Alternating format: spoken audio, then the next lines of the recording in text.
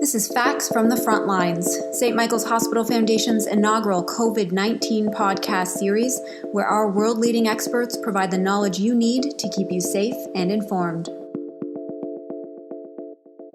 Hello, everyone.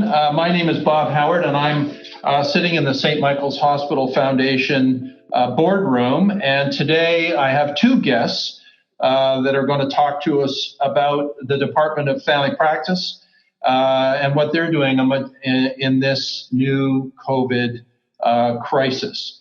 The two individuals are Dr. Karen Weyman, who's the chief of the Department of Family Medicine, and Ms. Linda Jackson, who's Senior Clinical Program Director, Primary and Community Care, as part of actually Unity Health and St. Michael's Hospital. So welcome, both of you. I guess I could say that you actually have a big enterprise. There are 5 physical sites that St. Michael's practices on, and I know there are over 70 physicians who work in there. And Linda, how many staff? Total, we have about 150 staff, and I think we're up to 80 family doctors and 40 right now, 40 residents. Okay, so we have lots of staff and more doctors than I knew, and I should say we are a major teaching site, so lots of learners of all different stripes. And it's a big group. We roster patients, so we kind of know the number of patients we serve. I think last I heard it was over 50,000, but I'm not sure what that number is these days either. It's around 50,000. That's around 50,000. So basically a decent sized city. And it is one of the largest, if not the largest, academic family practice group in Ontario and indeed in Canada. So it's a significant enterprise. With the arrival of COVID-19 and the need for physical distancing, the model of practice to allow safe patient care and safe staff environment has had to change and change quickly. So my first question for you today is, tell us how practice at your clinics has changed in the face of this COVID crisis. Yeah, so thank you for that question. I think it's a really important one because we are trying to ensure that we can still provide care to the 50,000 patients in our practices, and at the same time ensure that we keep patients and staff as safe as possible. So as a result of this, we have really in less than a month converted almost all of our care to virtual care. And this includes phone calls to patients, so doing phone visits, but it also includes something that is quite new to all of us, which is providing care through video. So using either OTN or soon we're going to be using Zoom, which is safe for patient visits from a privacy perspective. So we're going to be using a combination of phone and video visits with our patients, and we already have started this. So this is a huge shift from the way that we all think about seeing our family doctor, which usually is in person. We are still mindful that there are patients that have to come in for urgent issues. And what we have made sure that at every one of our sites, we have a skeleton staff, so a limited number of people in the clinic that can see patients in person when needed. These patients are all screened prior to coming in, so we want everyone to call us first so that we can talk to them about what is going on. We can ensure that it might actually be something we can manage by phone, but if it isn't, then we arrange an in-person booked appointment at a time when we can also limit the number of patients that are going to be in the waiting room, because we want to ensure that when the patients come to see us, they are coming to a safe space where we are limiting distance between patients, and we're ensuring that they get right into a waiting room and are seen safely by a provider. Linda, is there anything you would like to add to that? Yeah, I think just building on our processes to make sure that there are people that we see in our practice of that 50,000. And I just want to comment that unlike some services in the healthcare system that have shut down, we feel that we continue to be responsible for those 50,000 patients, many of whom are very vulnerable in different ways. Our processes for people that don't have phones or people that just cannot actually call ahead is that we have somebody at each of our doors during our open hours, trying to actually make sure that they get connected to a provider, and we know what their healthcare issue is. And we've really been focusing on the non-medical components, the social components as well. We did a survey. We pulled data from. We have a robust QI approach in our department. We pulled data and identified those patients that were most vulnerable, and we have actually set up a support system online through OTN and through phone calls, so that we're reaching out actively to isolated seniors, people that are very marginalized, that need to be connected to, during these times. So trying to see them either if they arrive, but also doing a lot of outreach and making sure that some basic needs are met as well. Yeah. So does that mean that I'm thinking now of your staff? Thinking about protective equipment. I'm thinking about, you're distancing patients when they come in. So the waiting room, you're making sure people aren't sitting beside each other. They're 2 meters apart. But there's all the issues of protective equipment for the staff and cleaning, right? Yes. I'm sure that we've never had to clean more than we're cleaning now once patients leave.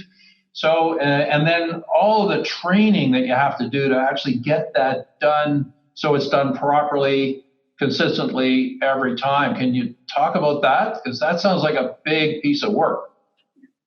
Yeah, so we've been working on this for quite some time. So, as soon as we were aware that this was coming, we really started to ensure that staff were being able to get training, be comfortable with using PPE in a way that we've never had to use before. We also started a system where we worked in buddies and really ensuring that we had 2 people working together. So you'd have someone in the clinic that could actually help you in putting on. Now that gets more challenging when we're trying to keep people further apart, but even having someone who's coaching you from a distance in how to put on the PPE. And that has really helped ensure that everybody knows how to use the equipment appropriately.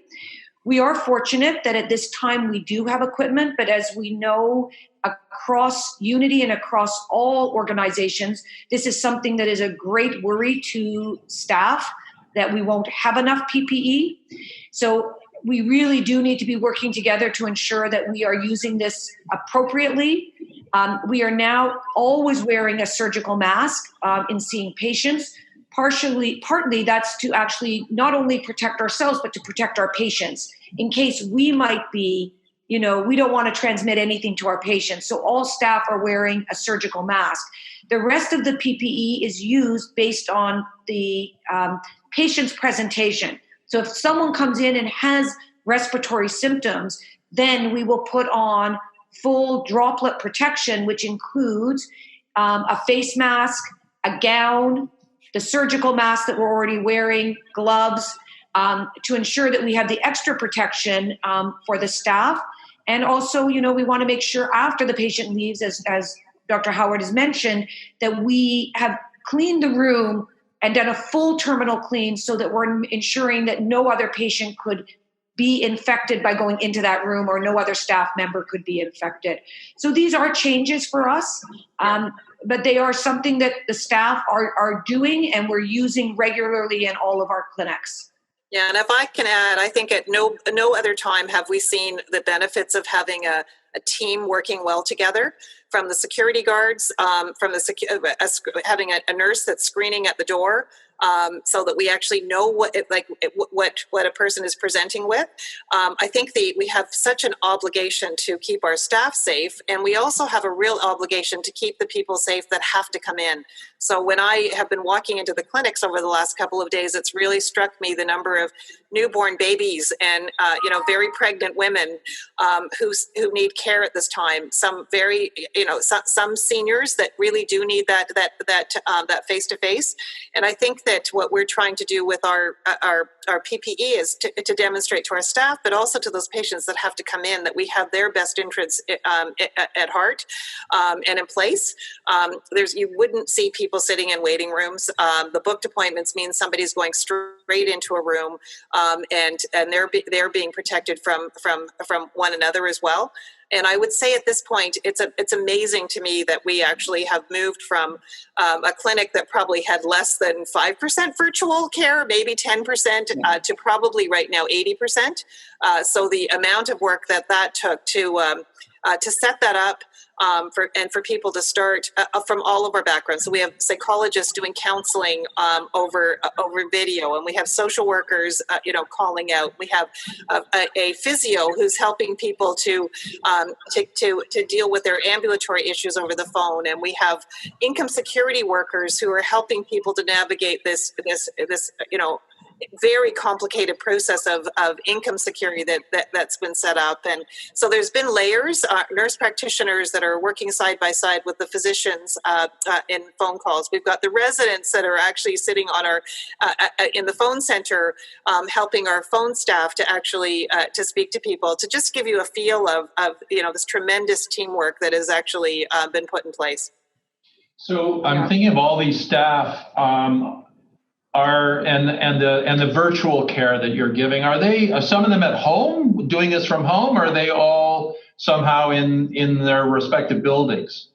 No, so that's a really important question. So one of the things we have implemented is that if you aren't seeing patients in the clinic, you are going to be at home or working remotely somewhere else. It could be somewhere else in the hospital where there is no patient care going on. But because we're trying to not only provide physical distancing for our patients, we're also trying to provide physical distancing for our providers. And this has been working really well and is something we have continued to streamline over the month, which is to continue to reduce the number of providers that are in the clinics, but ensuring that we still have enough people to provide the needed urgent care that's required on a regular basis. I did want to add that in addition to running the clinics at all the sites currently Monday to Friday, though we are looking at some changes in that schedule, but making sure that we have in-person clinical care available collectively at all our sites. We're also providing 24-hour, 7-day-a-week phone access. So the patients can phone in at any time, particularly after hours when our clinics aren't open, between 5 p.m. and the following morning when we open again, and over the weekends. And to date, we've also been providing in-person clinics over the weekend for those urgent. Again, we're trying to make them booked, though, as Linda mentioned, we recognize that for some patients, they don't have the ability to phone ahead. They do walk in, so we are screening very carefully before we see those patients and sort of booking them an appointment when they arrive so that all appointments continue to be booked. And I think this has it's been a big shift for providers. This is not easy. We, as family doctors and nurses and healthcare providers and clerical, all of us, as Linda mentioned, work as a team and want to be there together to provide care for our patients. It has been, I think, psychologically challenging to have to change the way we do the work we do.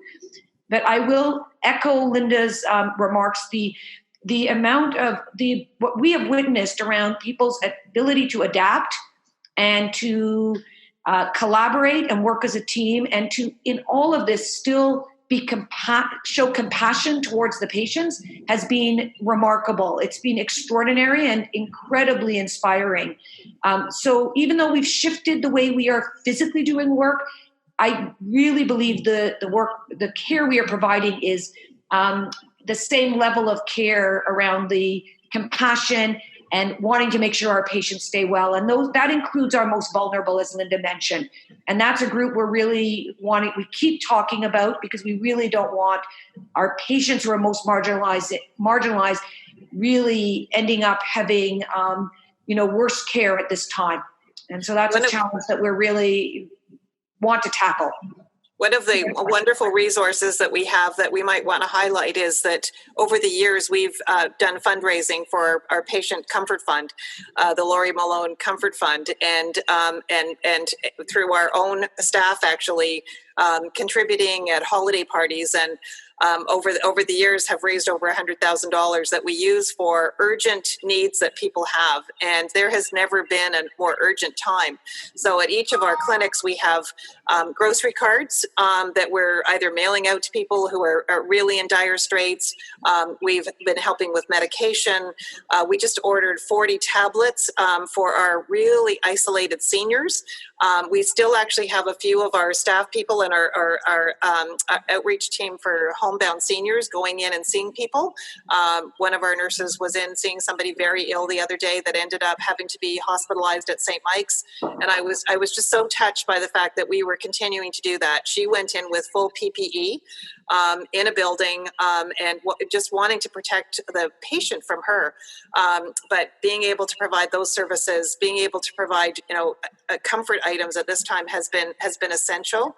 And the other thing that we've been doing is we have a team that's been putting together resources, particularly mental health resources, to help people to stay healthy during this time. This is particularly hard for people with mental health issues that are struggling with anxiety or with addictions, and trying to have particular models to be able to work with those folks. But it's been very helpful to have that fund, and I think that there's areas where people could be contributing in that area.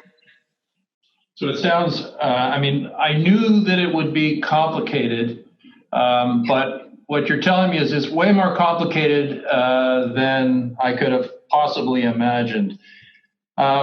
Maybe a few kind of questions moving it along. How do you deal with testing, like blood work or x-rays, where people have to go somewhere, right? How are you dealing with that? Yeah. So not only has been complicated restructuring sort of the processes within the clinics and the way we are sort of set up to deliver care, the actual delivering care for the individual patient has also had to change. And this has been a challenge for all of us.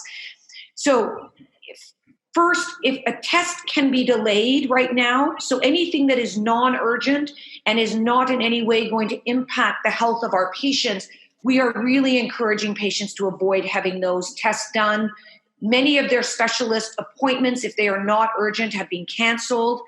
I will add that it's been really quite an positive experience working with the specialists at St. Michael's.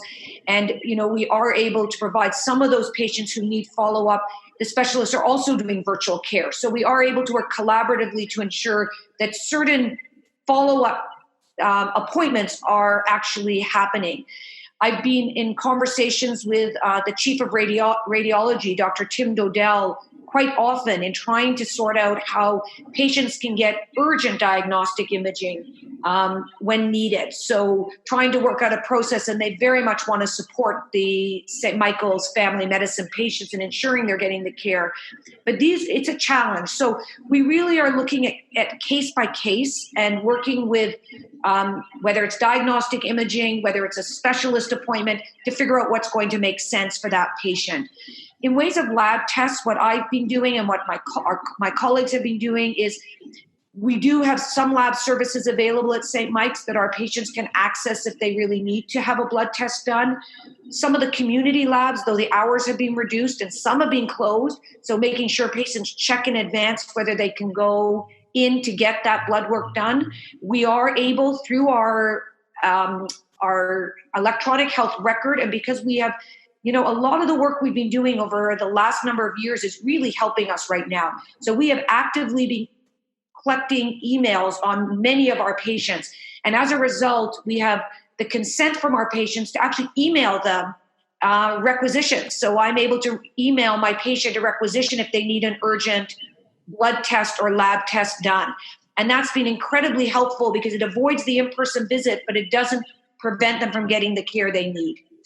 So these processes that fortunately we've been working on for the last number of years have set us up well. We're continuing to find ways to get people's email consent. And this has been, challenging, but we're finding really creative solutions to continue to do this while we can't see patients in person. So those are some examples.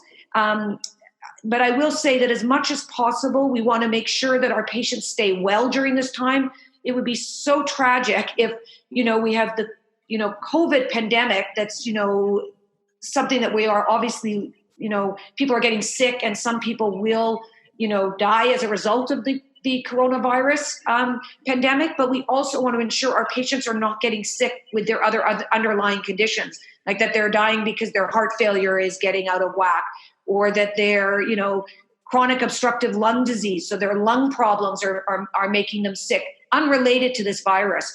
So we are doing our best to manage those chronic illnesses and encouraging our patients to keep in touch with us and to keep, this week I had to encourage a number of my patients that it was okay that they needed to come in for an in-person visit. It was safe because it was more important that we saw them and assess them to be able to ensure that their health conditions were not getting worse. And this is separate from the coronavirus. So can I add? Go ahead. I was just going to ask a question that comes out of this, because I'm actually a patient of your family practice group in one of the sites. I've never signed a consent to allow my physician, my care providers to allow me to do things by email or electronically. So maybe how do I do that now? I didn't do it before.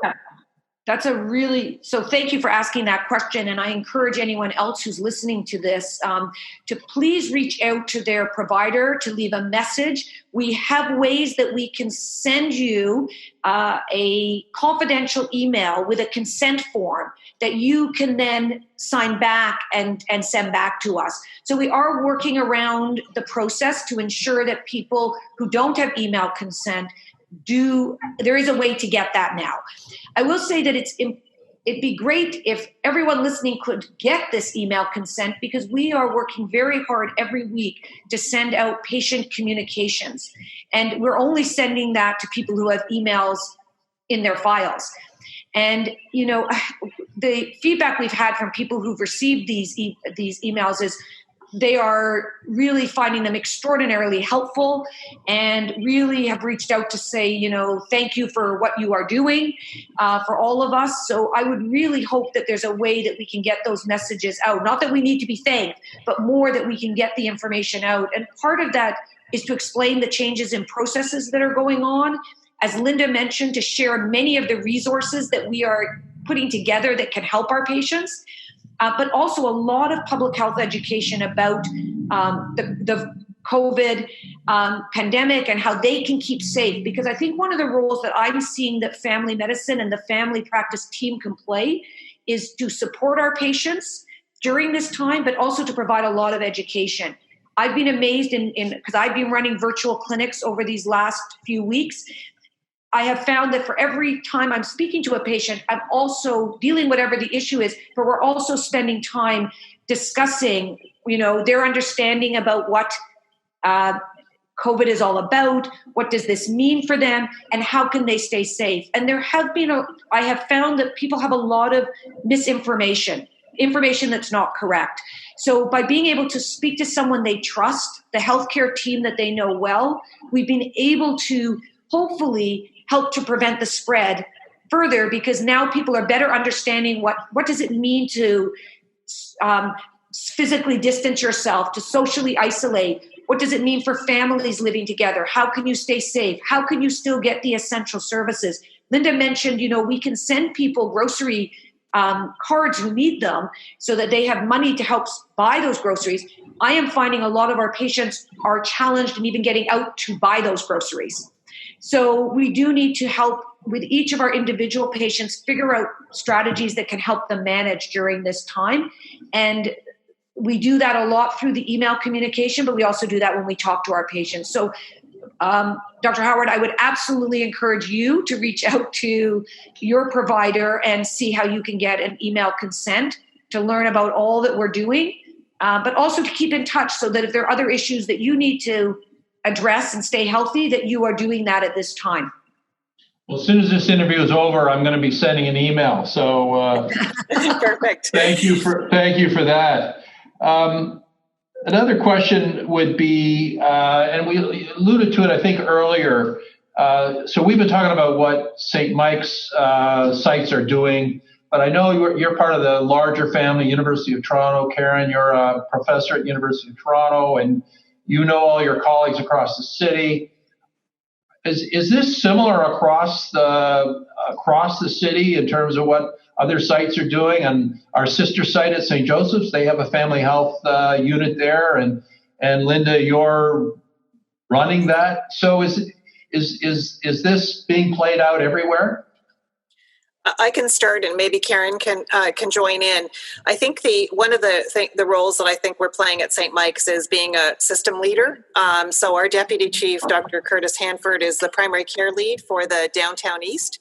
And early on in this process, we were able to institute regular conference calls with over 200 providers in the Downtown East, many of whom wanted information and access to some of the resources that Unity Health has. So Dr. Matthew Muller has been a wonderful resource, coming online and answering questions to those that don't have the resources that we have.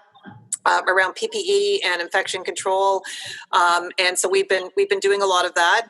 I would say, and St. Joe's, I have to give a plug for St. Joe's, is also a very robust academic family health team that has also moved to a very similar platform that we have in terms of about 80% virtual care and 20% in person. They're also playing a role, actually both teams are playing roles in the assessment centers and in looking at how they can support the emergency departments with low acute ambulatory. I think that most of the family health teams are providing some of this, but our community colleagues are with less resources are having more of a challenge. Do you want to comment about the DFCM, Karen? Yes. Yeah. So I am meeting, we're having regular conversations, all of the various chiefs at all of the 14 Department of Family and Community Medicine teaching sites across Toronto, but also just outside of Toronto. Some are in Barrie and Markham. So it's really quite a broad area. And each of those 14 sites have connections to the community providers like we do in our area. And I will say that I think everyone is trying, everyone sees that family medicine is an important part of managing the COVID pandemic. And that because we have these trusted relationships with patients, we have a very important role to be playing in reaching out to individual patients, but also advocating for some of the system level changes that need to happen as well, and supporting the community more broadly. So I would say that's happening across all the university sites. What I do hear regularly, what Linda has been mentioning, is that our providers that are in community sites that are sort of small practices are having more challenges. So we really see our roles as being able to support our colleagues who, whether it be with information, whether it be helping to connect together and support each other, even just as a community of practice. So that psychological, emotional support, information is very important, as Linda mentioned, and also advocating to ensure that everyone has adequate personal protective equipment to be able to continue to see in-person visits safely. Most clinics are providing some virtual care, but I think that it's the other in-person care. We can help to keep those patients well and out of hospital, which at a time like this is crucial, where our hospitals are going to be needing to focus on all the patients that are sick and need acute care and need to be hospitalized.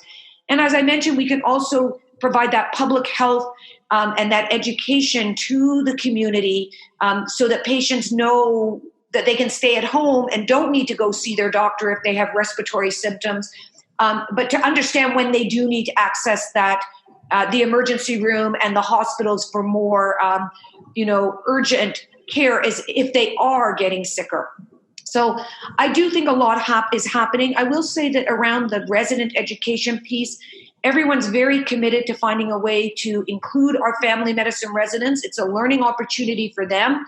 I hope they never face another pandemic, but I think they're learning a lot. And I have been very impressed with the residents. Commitment to wanting to help and be involved and find ways of working within their family health teams and beyond to support the patients. And they're also stepping up to take on roles in the hospital. They are filling gaps on our at St. Michael's in team medicine. They're helping out in the emergency room. So it has been really heartwarming to see this future generation of family doctors step up and want to be so involved and are so committed to the patients, the large group of patients, their individual practices, but also the system at large. So some heartening stories in all of this. And I guess as I hear the two of you talk about some of the innovations that have come out of this this difficult time, I have a sense that there's a silver lining here, which is we're learning some things. We're not going to go back. We're going to go back.